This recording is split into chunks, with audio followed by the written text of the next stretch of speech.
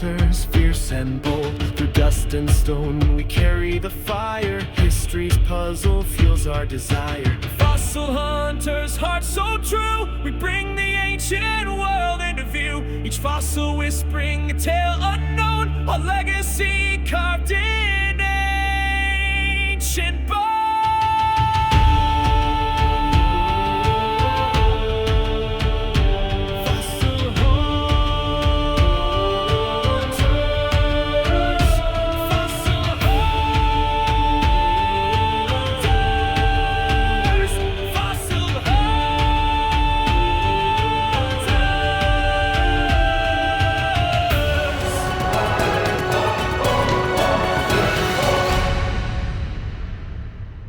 Recording. Speed. Action. Hey, fossil hunters, Don here. Hello.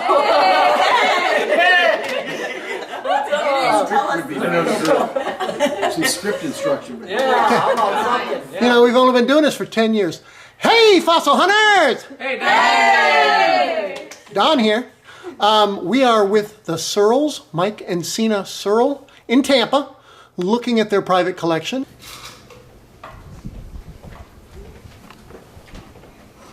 Look. Turtles! Oh, there's the jaw. Those turtles. Keep coming. Turtles. Pretty cool.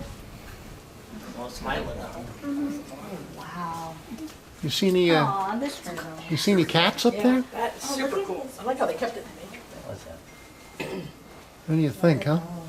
Very Pretty cool. Very cool. That's a cat, right? Those are gorgeous. So, we're looking at some awfully cool fossils here, and obviously you guys are the ones who have found them. So tell us a little bit about what we're seeing in front of us. Good, tell me about that one.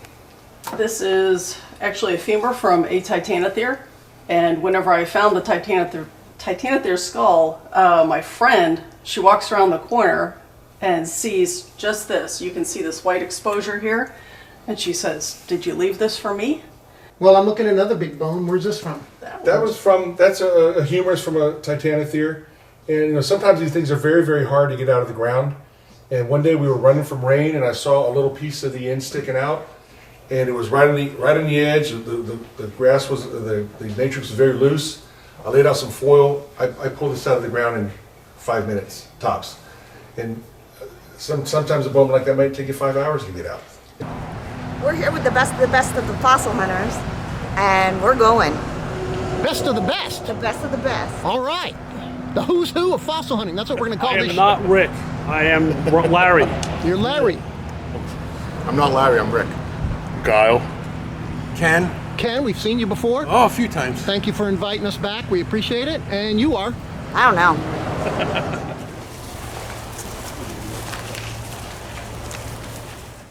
All right, so here we are in a creek with Ken Folman and Rick Forrester and Larry Tannenbaum, and like you just met Larry Moore with his chunk of mammoth over there. And then we got Ken and Kyle over there, and April's around the corner. And these guys are hard at work, so we've already come up with our first piece of mammoth. Now what you got?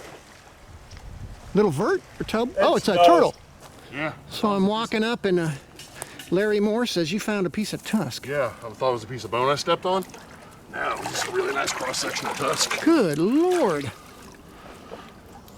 Guess what, man? You're king for the day. Look at it. Yeah, it's beautiful. Oof. That is great. Spin it back around so I can see the... Yeah. Schrager lens. Dude. Yeah. Sharp, man. Not crazy. Look at that. Well, that would do you some damage right there. Yeah. Whew. Got a Catortus. Got a little Catortus here. Yeah. We are in King Kyle's hole. I'm pretty sure that what we have below us is probably either a femur or a tibia to some sort of big animal. Maybe Proboscidea, maybe a sloth. What are you saying, Kyle? Yeah, something And big. maybe Proboscidea because you got the tusk out of here? 3, 2, 1. Fossil on! Hey, fossil hunters. It is not very often that we can get the whole crew together and also have guest stars with us. Water level yesterday was right there. They've lowered it today to get even deeper. So just they were digging here today, and it looks like they're getting down pretty deep. It looks like the start of some hawthorn clay. Right, Eric? You were mentioning this real sticky. This is real sticky stuff. I just found Organic? a big clump of it right here. I think we're going to take some of that, so we should go over there Hey, and get Trish. that where they're Here, coming out. Put this in there. They want that. That might be the quahog layer that's exposed. Yeah, that's what Allison was saying. There was a bunch over Let's there. go take a peek. I went under, but well, not all the way under. And as I was trying to get a handhold, the All quahog. right, good deal, man.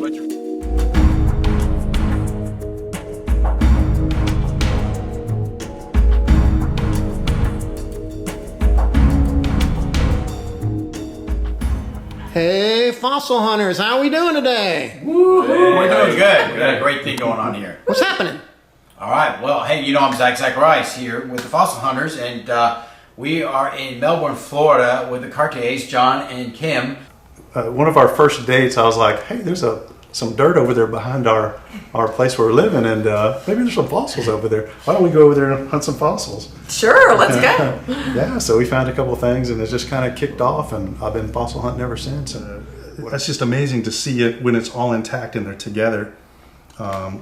So all of these sites, like I said, they have a lot of different ones. This one's also from Nebraska. This represents a lot of different smaller creatures.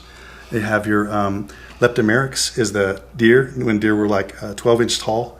Is this the color you're after when you're searching in Nebraska? Mm-hmm. Does everything kind of have that It does. lighter sand color tinge to it, Yeah. rather than the darker teeth like the mosasaur and stuff like that Yes. from other places? Yes, and what you'll mostly see is the stuff that's exposed is going to be more light colored, and the stuff that's not exposed is going to be more dark, like these up here. All right, Limestone Cowboy. One of the reasons we came down here was to see something you do not get to see every day, even if you're a fossil collector or amateur collector, is this T-Rex femur. Tell us a little bit about this. This is amazing. Yeah, well, you don't get to work on T-Rex material very often, so when I had the opportunity, this belongs to a collector. Well, let me ask you this. How many hours do you have into this already? So far, I have about 57 hours, but the 57 hours includes moving the jacket and stabilizing the pieces for movement, and and just going in and kind of exposing some of the bone a little bit, stabilizing the material, just getting all the prep work that goes into it. It will probably take about the same amount of time as it will to get all the stuff off the surface. And when you move this piece with all the jackets, how much did it weigh roughly, you think? Oh goodness, easily probably 800 pounds. 800 pounds?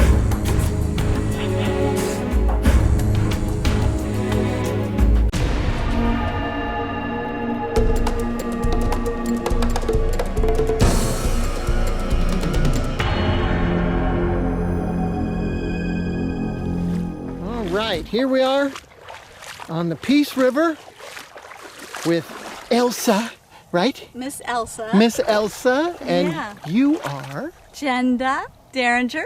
Jenda Hello. Derringer. Hi, Jenda. We are here on the Peace River, and Jenda and Rick Derringer and Elsa visit this place quite regularly. So we also got with us April. Hi. And Jenda, what did you just find here? We did not plant these. They really were there.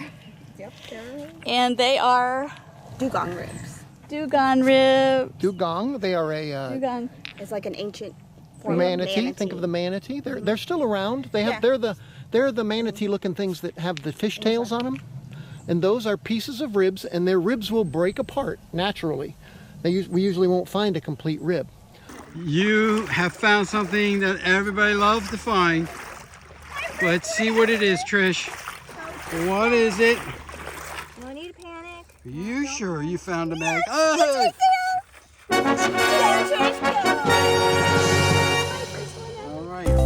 Here we are with the fossil hunters in Arcadia.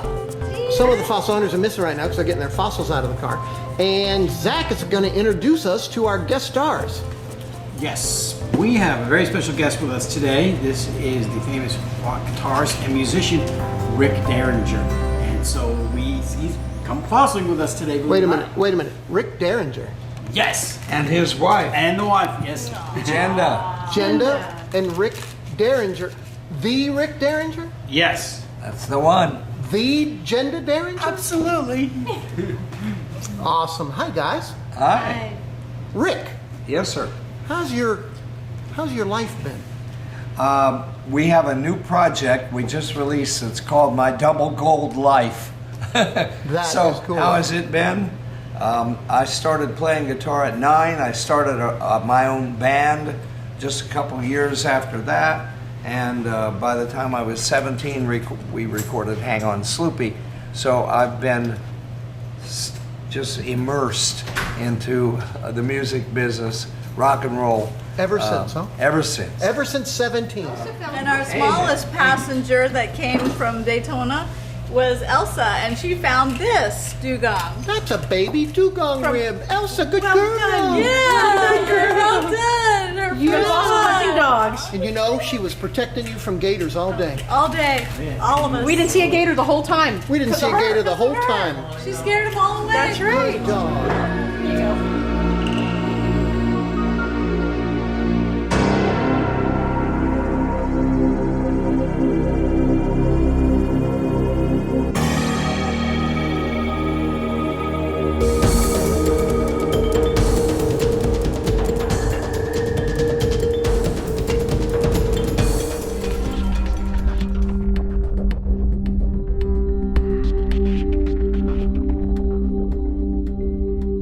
Hey, fossil hunters, it's Don, and I'm here at the Orlando Science Center in beautiful Orlando, Florida, and we are talking with Valerie First, and Valerie has this excellent display that she's going to be explaining to you. Okay, I have animals here from before dinosaurs through to people.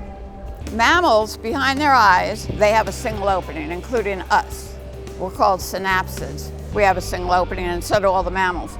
Well, so does the Dimetrodon. It has a single opening behind their eyes. So it was a synapsid.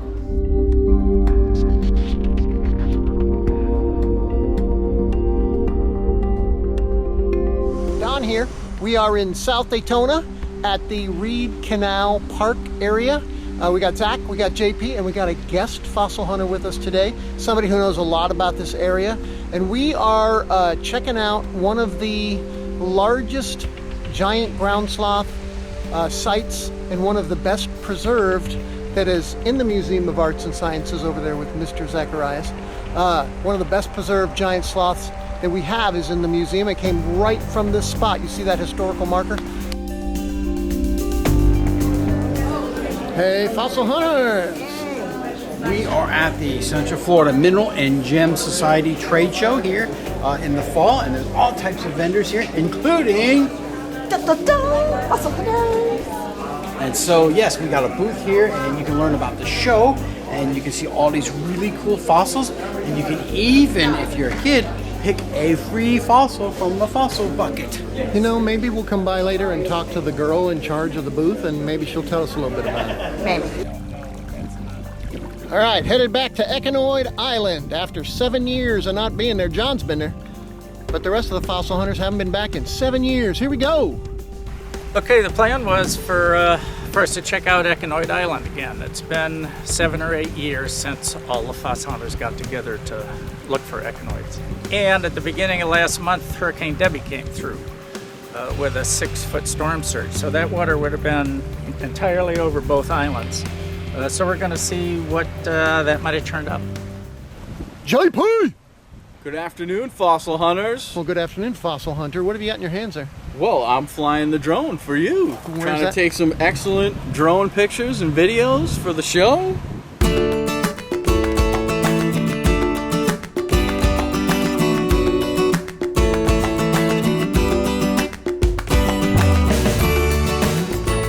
So, they call this Echinoid Island. It should be called Rock Island. It should be called Rocks That Are Going to Twist Your Ankle Island.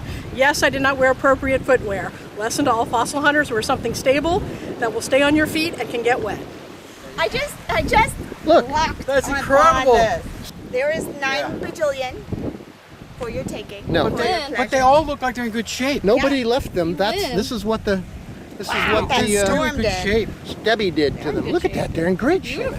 And then John went and picked up this piece of nasty limestone. Why would that be something you'd be interested in? Well, what I've been doing lately, and we showed it on a previous episode, is I'm looking for those large sand dollars called Periarchus floridana.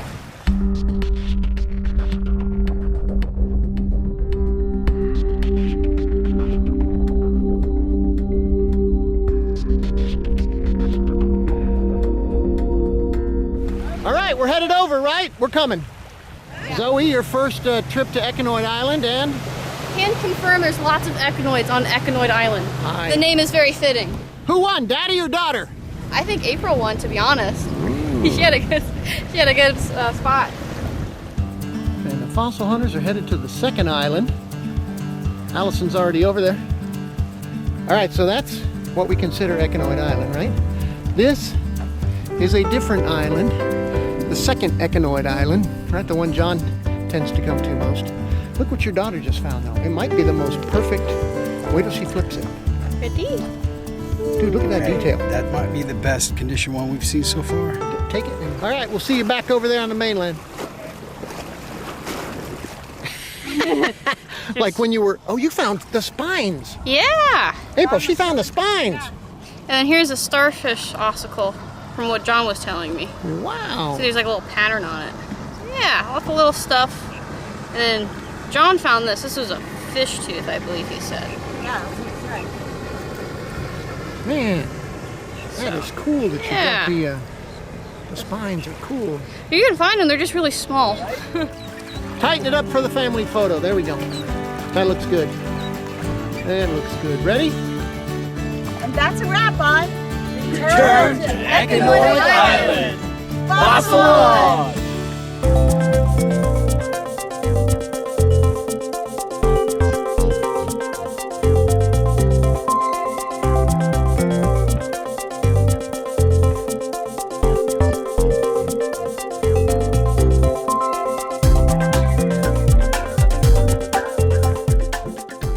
Paleontology is a really vibrant science.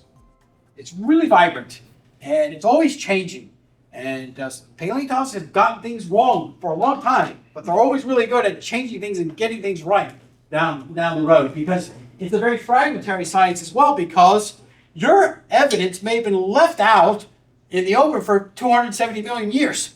And so when new evidence comes, you get new theories. So I'll talk a little bit about some of that as well. And I just call it Dragons from Geek Time because dragons in Chinese culture and in European culture have different meanings. So dragons in Chinese culture are seen as good. Where does the myth of dragons come from? One of the theories is that people in the Middle Ages or even before that would find bones of dinosaurs and then think that they were some type of flying dragon because they looked either evil or something that was good. You know, a lot of folks don't know that we do some other things other than fossil hunting and collecting fossils. And, you know, I work at a museum and I work in paleontology at the museum. I'm also a drummer in a band with this guy, Don Brunning, on keyboards, the Ivory Keys, and he's an incredible singer, so he does vocals. We also have Rooney, who plays lead guitar and vocals, and our friend Stein, who's a longtime friend of Don's and Rooney's, who plays the bass, and we play in a band called Cryptic Groove, and we do a lot of originals, and some of them are pretty funky and really cool and unusual. Get off my lawn. Get off my lawn. Get off my lawn. Get off my lawn. Get off my lawn. Get off my lawn.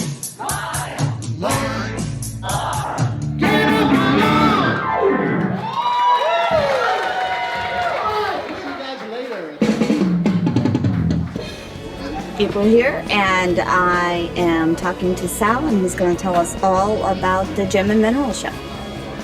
Hello. Hello, everybody. This is Central Florida Mineral and Gem Society, and we have all kinds of exhibits, minerals, fossils, gemstones, custom jewelry, laboratory arts. In the corner there, we have a kids' corner, lots of activities. We also have demos where they actually show people how to make cabs and jewelry, wire wrap it, and so forth.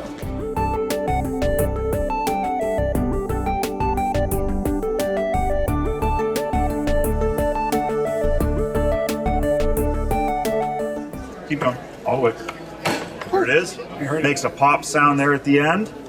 So something neat about these geodes, they come from Mexico. Y'all are going to be the first ones to see what the inside looks like since it formed, and that's 44 million years ago. There it is. Ooh, look at that.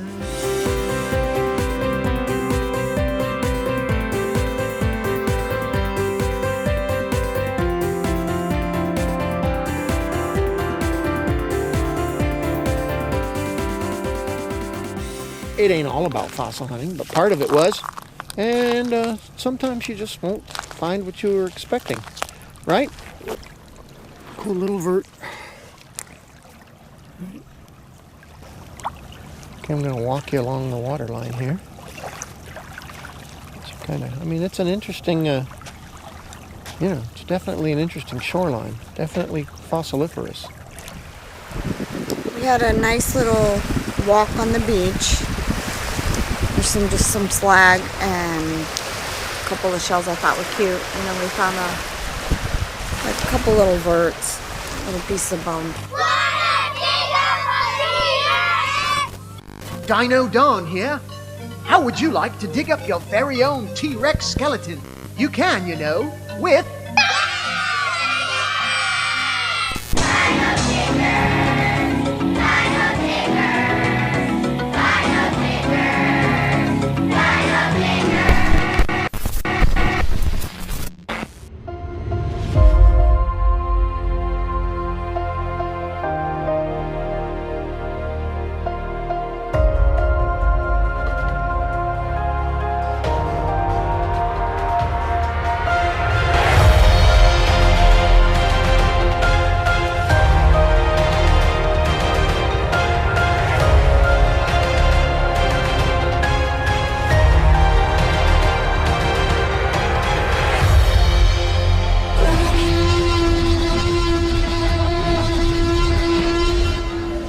Here at the Museum of Arts and Sciences, and we're standing in front of the mighty giant ground sloth, Erymatherium lorelordi. And we have special guests with us here today. We're here with Rachel Narducci and Mitchell Rigler.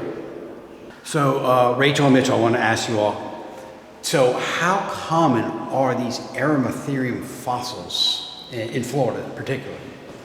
So the entire genus is reasonably common in Florida compared to some other places, but this species is very rare. So this is the younger occurring species. The other one is called Eomigrans. And something I'll just piggyback off on is finding individual specimens, individual elements is something that's more common. But in Florida, where we have such soft sediments, to find articulated complete specimens is just outstanding. So as we're looking at this sloth, is there anything specifically unique to this species of sloth? Yes, there is. So Erymatherium lorelordi is pretty rare in the fossil record compared to other species of Erymatherium, like Erymatherium eomigrans, which we have up at the Florida Museum. And this specimen is exceptionally unique because of how much of it is here. It's so well preserved, there's so much of the skeleton, and it was found with 7 other individuals. That is very rare for Florida. And you've never seen this one before, huh? I never have. This is my first time here.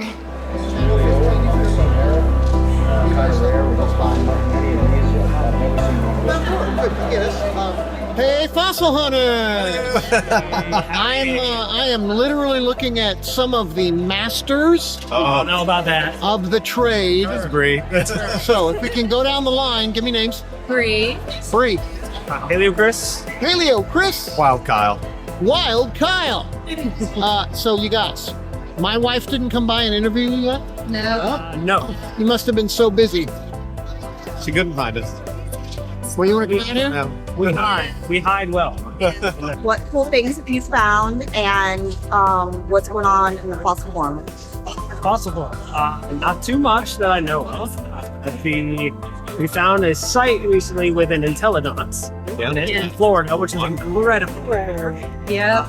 It also has some sort of rhino, which may be late Oligocene or Miocene. Yep. Very uncommon stuff. Wow. And we've donated most of that to the museum. We've been working with them on the site because it seems to be pretty important. So are you working with Rachel and that one? Yeah. Okay. These are mammal fossils. These are woolly rhino jaws. One's from Siberia, one's from Russia. This one's a very nice one, the museum quality. As you can see, the teeth, and it sets up by himself. Then I have Florida tapir, a big section of mammoth tusk, the St. Mark's River, This is the Atlas vertebrae, which held the neck of the mastodon.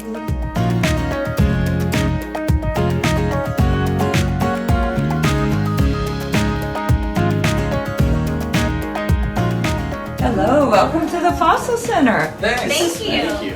Fernandina Fossils, come on back and we'll show you the exhibit room. This is Rihanna, our local Atlantic. Nice to meet you. How are you doing? Nice to meet you, Nikki. And here we have our info desk. We have books in here where people can bring in their fossils if they want to learn to identify them. They can pick up the book and research what they found and try to identify it themselves. And then in here we have our exhibit center, basically our museum, if you will. In the very first exhibit, we have megalodons. Everything in this case is a megalodon. So this case represents my heart and soul, and this is why we started Fernandina Fossils. I started finding these pectins on the beach and nobody knew what they were. And I realized that they were fossils and not shells, and so I started hounding scientists up and down the coast trying to get IDs. But as we were realizing that people don't know what these are, I started talking about it, and more people were reaching out to me and asking.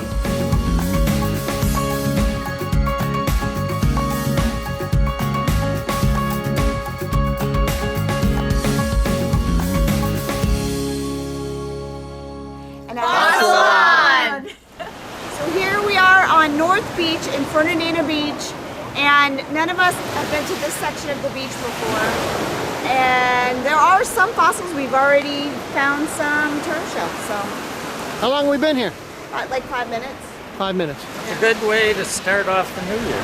Good way to start off the new year. Here we go. Howdy, fossil hunters. Don here. We are on the Peace River today, getting ready to head out. It's moving pretty good today. Yeah? Beautiful day, huh? And the guys are right up there. What do you got so far?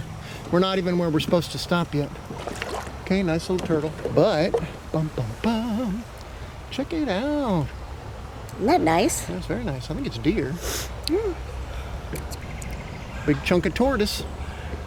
Big chunk of tortoise. Hi, Trish. Hi, Don. Looking at me. We'll watch him for a minute. He's looking at me. Oh, now he's on the water. Nope, no thank you. No, What? Thank you. No, thank you. That's a pretty good indicator that we might find more mammoth right in that area. So let's go look. What do we got more of? This is bone. More leg bone. Nice. Look at that. Proboscidean vertebra. Wow, man. Good job. Yeah, that's pretty good.